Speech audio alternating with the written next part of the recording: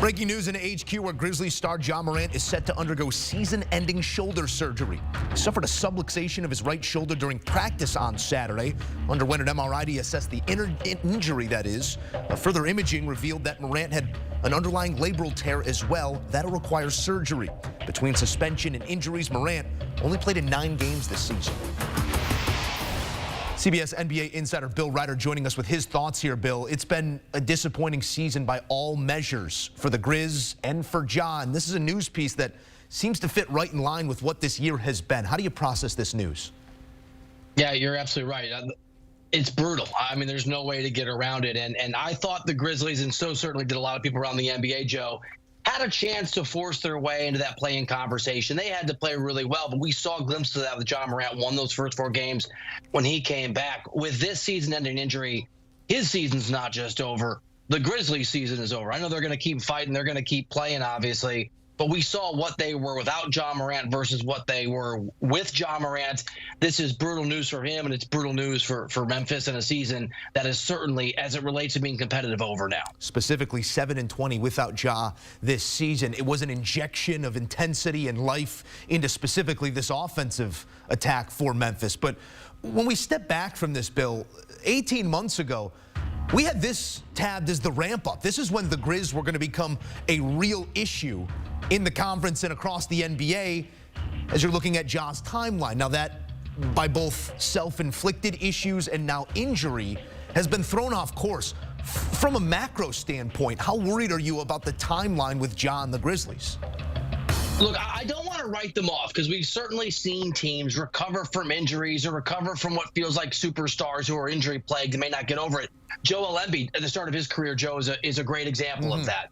And that took that organization a long time. And they haven't won a championship yet, but none of us would argue with the fact that they're competitive and should be in the mix.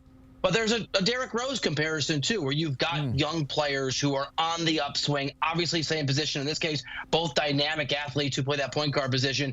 And it does come to mind, maybe in part because I covered those Derrick Rose teams a little bit and was around Derrick Rose when he was sort of on the rise in his career.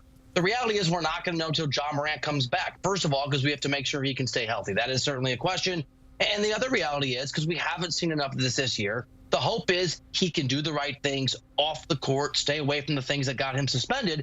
And while we all hope that's the case, Joe, this injury takes away our opportunity to really know who he's going to be and what he's going to do when he's playing basketball with the new expectations on him. So it sets everything back. I don't have an answer. I just hope it goes the way of some of those stars who come through injury rather than other examples of guys where, as you noted, their injuries happen, and windows sometimes in the NBA do close very quickly. And thankfully, in Ja's case, we are talking about a shoulder surgery, probably pretty straightforward when you're talking about a torn labrum.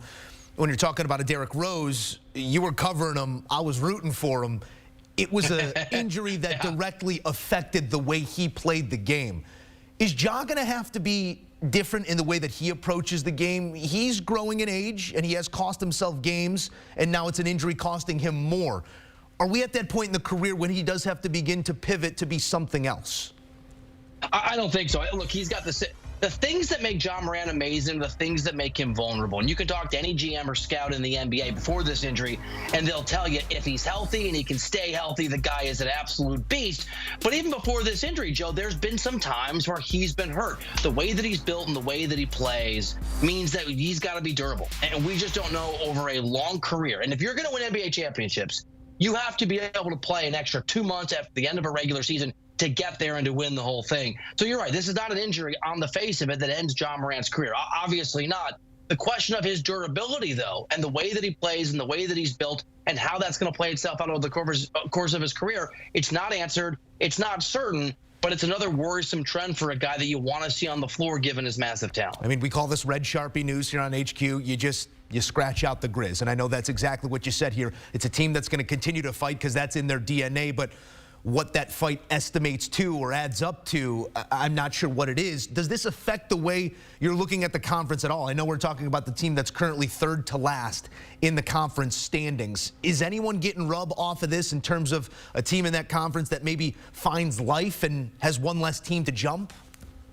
I think that's right. Look, I think the Los Angeles Lakers are pretty happy today because I do think Memphis was coming for one of those play-in spots. I think a team like the Phoenix Suns that has massive expectations is thankful. Any team that hasn't lived up to expectations and even could look where they are and worry, in the Lakers' case, certainly, about having to fight to be in that play-in situation are feeling better about where they are today. This Memphis team, as you noted, markedly better than Ja Morant because of what he is as a player.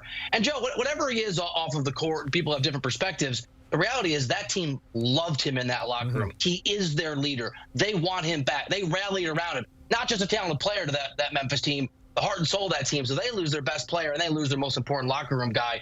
So yes, for the Lakers and teams like that who think they have a fighting chance, or at least are going to need a fighting chance to get into the play-in, if that's where we are at the end of the year, whatever those teams are, whoever those teams are, this is unfortunately for them very, very good news. Yeah, the Grizz currently 4.5 out of a play-in spot, but as you said, with Ja trending towards one of those seats, and that's one less seat filled likely here, the Grizzlies without Ja Morant for the remainder of the season. Bill Reiter, always one call away. We appreciate you, pal. All right, here's a look at the numbers with and without Ja this season. 6-3. Trending in the right direction. Extrapolate that over the rest of the season. And yes, it is a play-in or playoff team. 7-20 without. If that is your future, scaled across the remainder of the year, well, the future is bleak.